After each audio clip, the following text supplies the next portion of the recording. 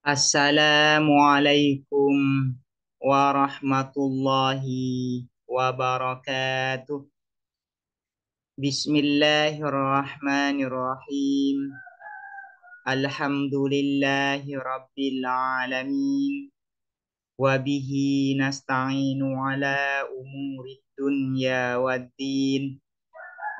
Wassalatu wassalamu ala ashrafil anbiya'i wal mursalin. Sayyidina Muhammadin wa ala alihi wa sahbihi ajma'in. Allahumma faqqihna fid din wa 'allimna at-ta'wil amma ba'du.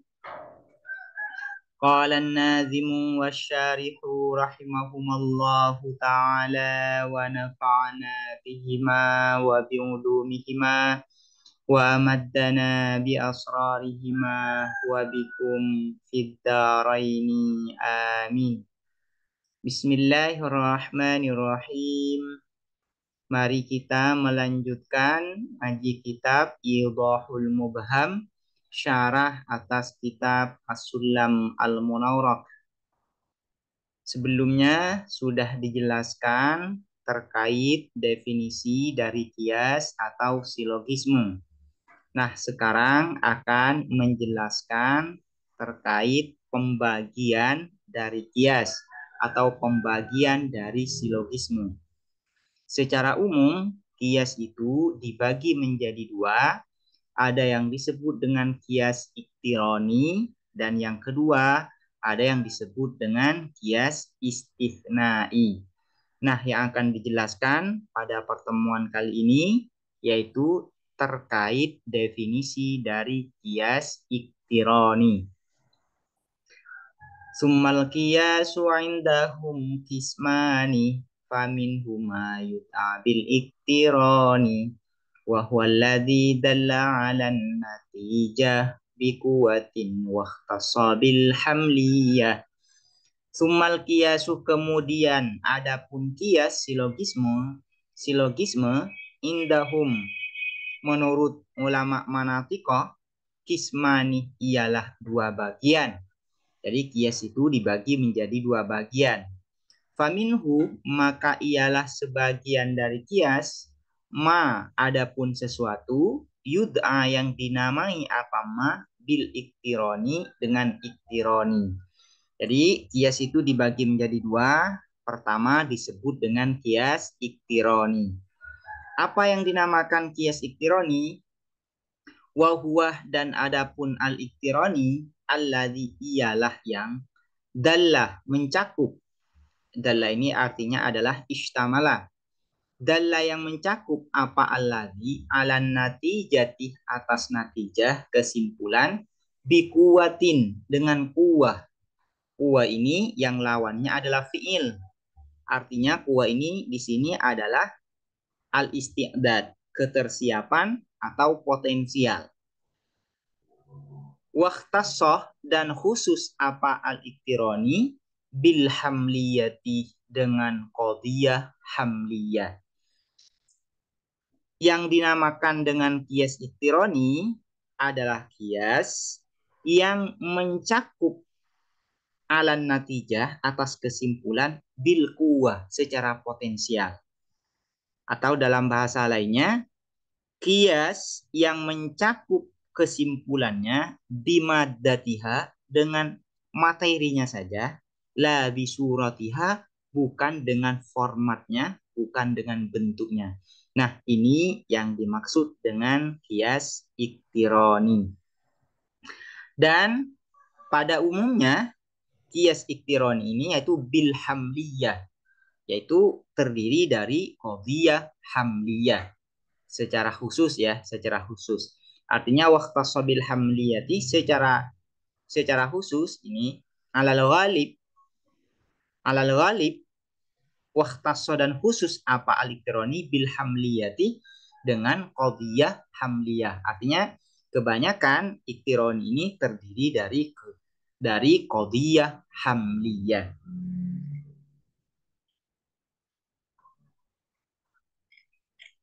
Kita masuk pada syarahnya.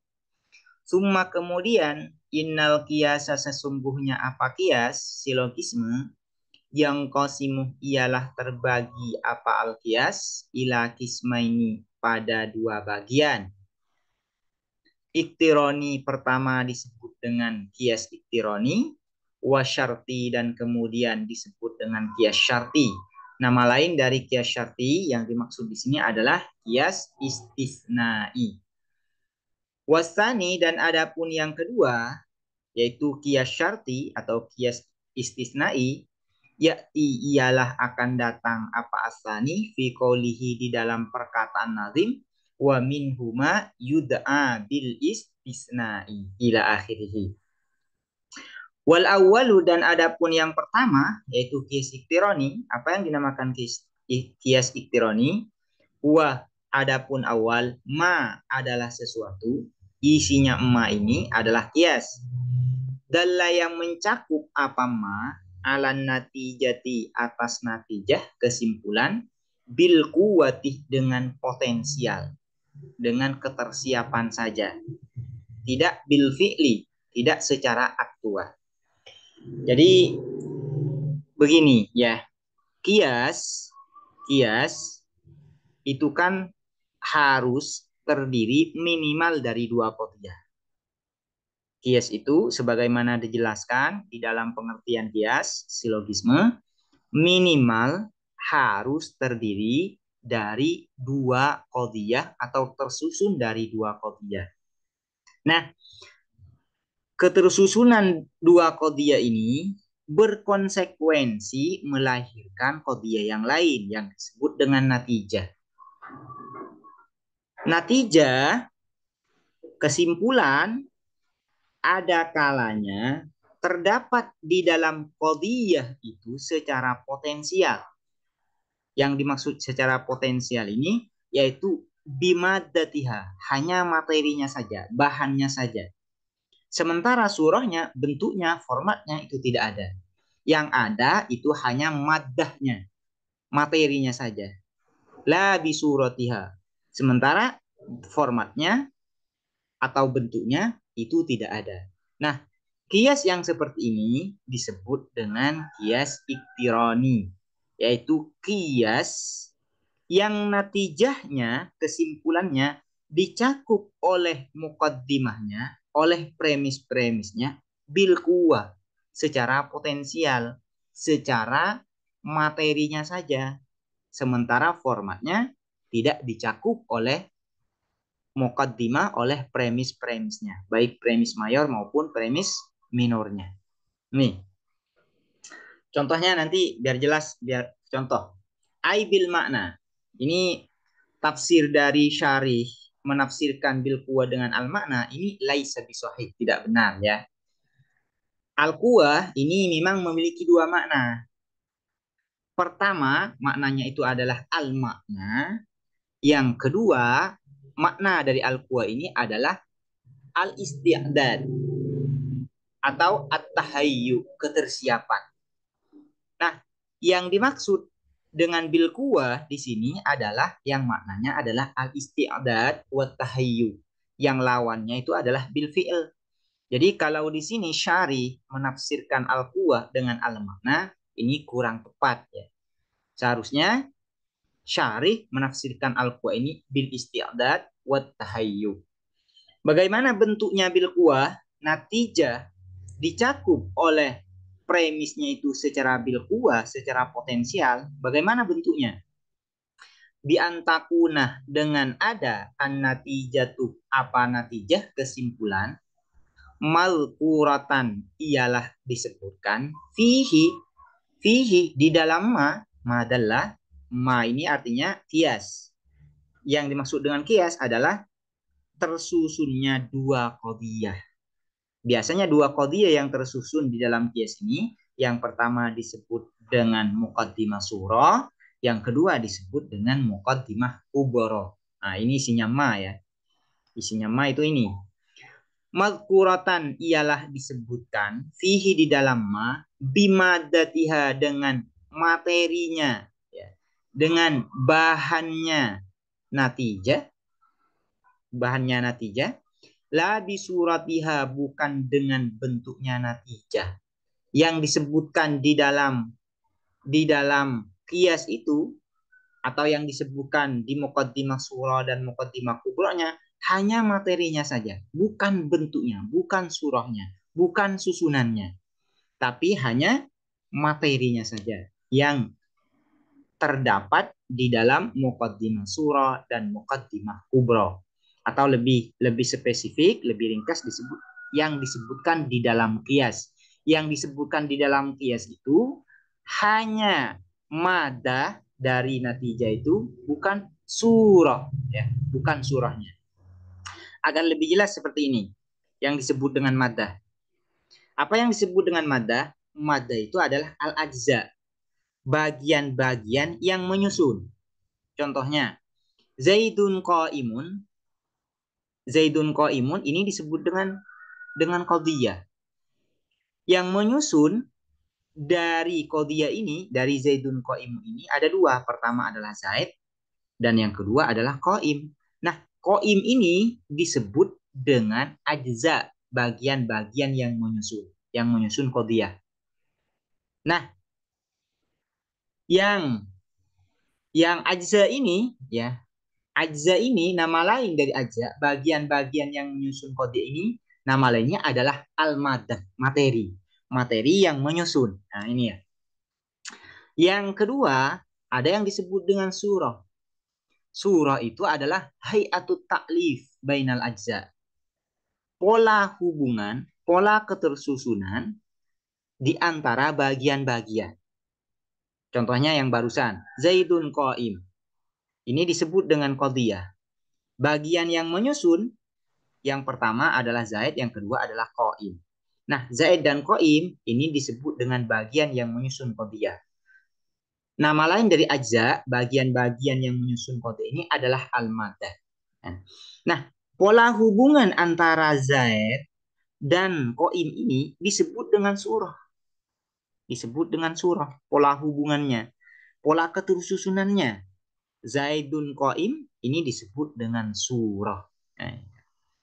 Nah, di dalam kias iktironi, natijah kesimpulan dari kias itu disebutkan di dalam muqaddimah surah dan muqaddimah kubro dari segi materinya saja. Sementara surahnya tidak disebutkan, tidak dicakup. Contohnya, kal-alamu hadisun. Seperti lafaz al-alam hadisun. Fima di dalam contoh. Taqaddama yang telah lalu akan. Contoh yang sudah diberikan oleh syarih di depan yaitu al-alamu mutaghayyirun wa kullu mutaghayyirin hadisun. Kesimpulannya adalah al-alamu hadisun. Nah, al-alamu mutaghayyirun wa kullu mutaghayyirin hadisun ini disebut dengan kias iktirani. Kias, ya. Disebut dengan kias iktironi. Kenapa disebut dengan kias iktironi? Karena kesimpulan dari kias ini hanya disebutkan di dalamnya secara bilkuah, secara materi saja, sementara pola susunannya tidak disebutkan. Mengapa hanya disebutkan secara bahannya saja, materinya saja? Iya, karena di dalam qadhiyah, ya, perhatikan. Al-alamu mutaghayyirun. Di sini ada kata alam. Dan alam nanti di natijah ada. Wa kullu mutaghayyirin hadis. Di sini ada kata hadis. Nah, materi dari alam dan materi dari hadis ini ada di dalam kias atau di dalam muqaddimah surah dan muqaddimah kubra. Kemudian kesimpulannya adalah al-alamu hadisun. Al-alam, ya, al-alamu hadisun secara surah, secara bentuk susunan seperti ini tidak ada di dalam muqaddimah surah dan muqaddimah kubra. Tapi kalau materinya ada, yaitu al-alam dan hadis. Al-alam ini disebutkan di dalam muqaddimah surah, sementara hadis disebutkan di dalam muqaddimah kubra. Secara materi ada ini. Cuman dari segi susunan yang sudah tersusun seperti seperti qadhiyah seperti ini, yaitu al-alamu hadisun, ini memang tidak ada di dalam muqaddimah surah dan muqaddimah kubronya.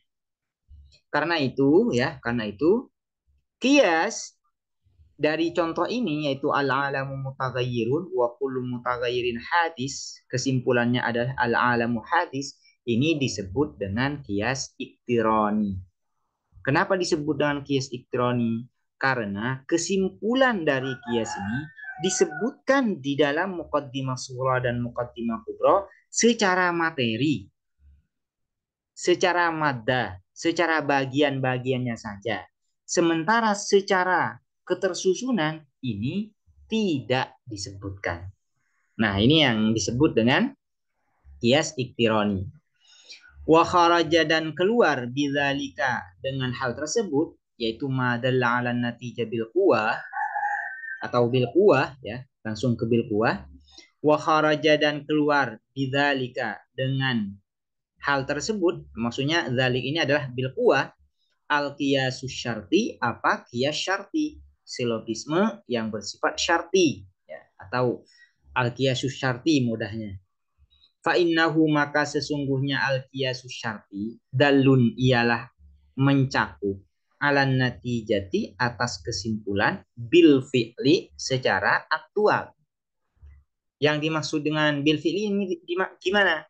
Ai dzukirat, disebutkan apa natijah, dzukirat disebutkan fihi, di dalam al qiyasus syarti, an natijatu, apa kesimpulan, bimadatiha, dengan materinya natijah, wa suratiha, dan bentuknya atau pola ketersusunan natijah.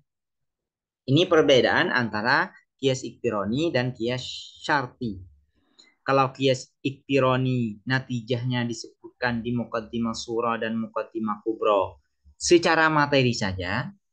Kalau kias syarti, natijah, kesimpulan disebutkan di dalam muqaddimah surah dan muqaddimah kubranya secara bil fi'li, secara aktual. Artinya materi dan susunannya sudah ada, sudah disebutkan di dalam muqaddimah surah dan muqaddimah kubra.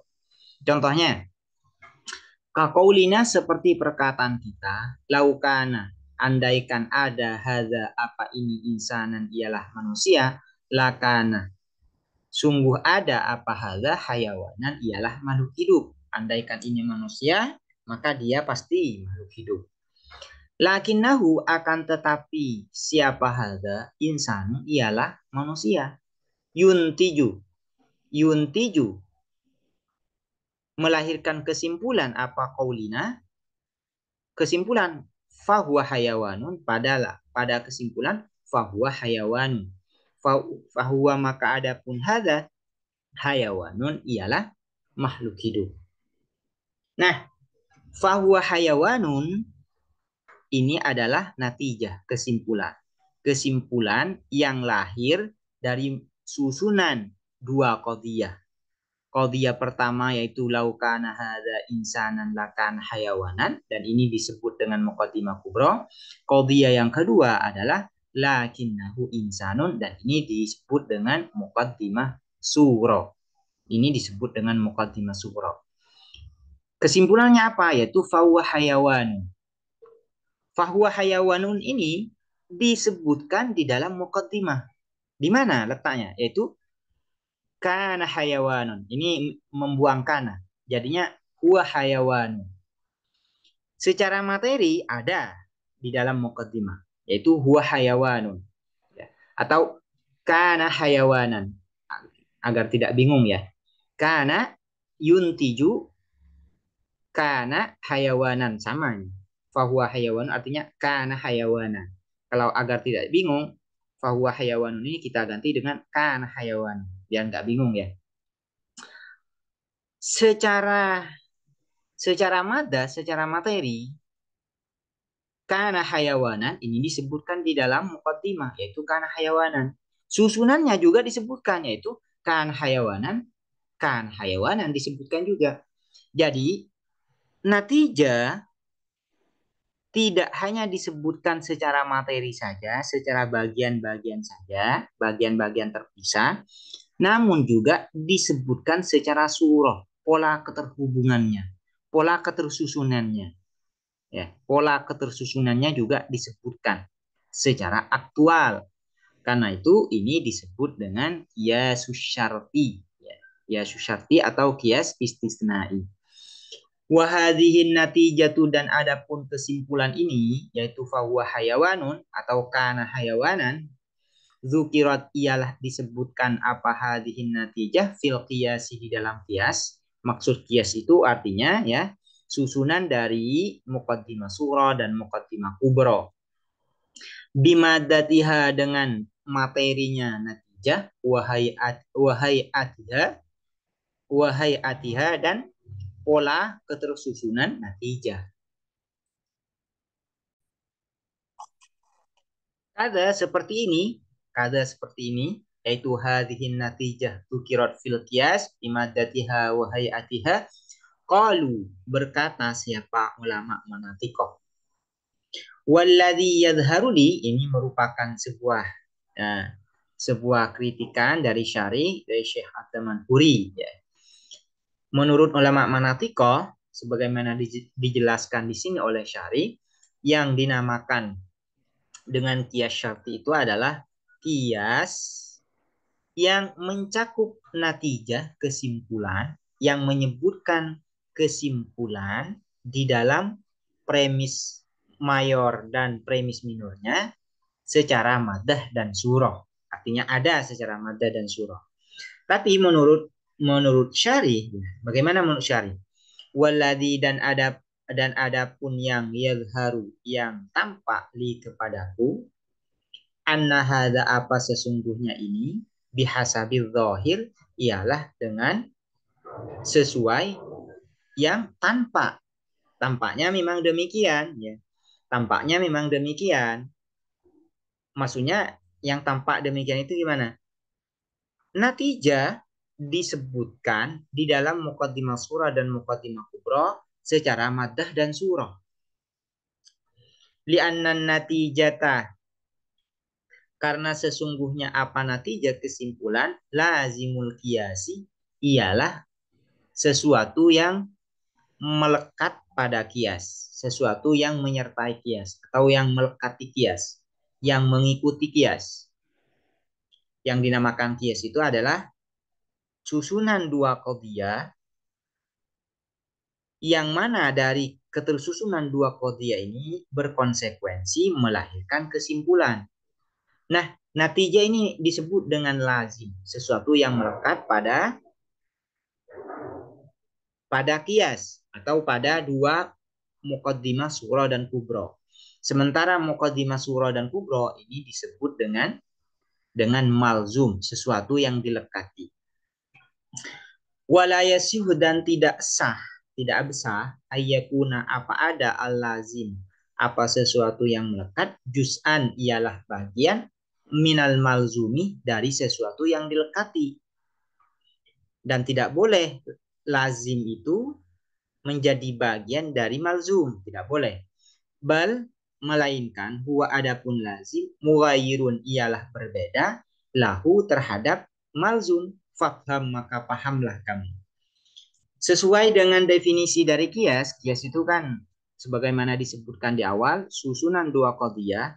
Dari susunan dua qadhiyah ini melahirkan kesimpulan. Nah, kesimpulan ini berbeda dari dua qadhiyah sebelumnya. Sementara di sini dijelaskan bahwasanya yang dinamakan kias syarti itu adalah kias yang mana natijahnya itu disebutkan di dalam muqaddimah surah dan muqaddimah kuburnya bima datiha wa hayatiha secara materi dan pola ketersusunannya. Nah, menurut Syari ya secara zahir memang demikian. Secara zahir memang demikian. Tapi secara hakikatnya ini tidak boleh seperti itu. Kenapa tidak boleh? Karena nanti konsekuensinya natijah itu berarti natijah yang namanya kesimpulan itu yaitu ainul muqaddimah. Muqaddimah itu sendiri. Padahal ya yang namanya yang namanya natijah itu adalah lazim lil muqaddimah. Sesuatu yang melekat pada muqaddimah, pada premis. Dan lazim itu harus mughayirun lil malzum. Harus berbeda dengan malzumnya. Ya. Dengan malzumnya. Dengan, kalau di dalam kias ini, berarti natijah itu harus berbeda dari muqaddimah surah dan muqaddimah kubro. Jadi bahasa ini ya, bahasa hadhihi natijah dzukirat fil qiyas bimaddatiha wa hayatiha, ini bihasabil zahir, bukan bihasabil haqiqah. Karena hakikatnya yang namanya natijah itu harus merupakan qadhiyah proposisi yang berbeda dari proposisi ya, proposisi yang berupa muqaddimah surah dan muqaddimah kubro. Harus demikian. Wa yatarakkabu dan tersusun hadzal qiyasu, apa qiyas ini, yaitu qiyas iktironi, minal hamliyati dari qadhiyah hamliyah, dari qadhiyah hamliyah, wasyartiyati dan qadhiyah syartiyah.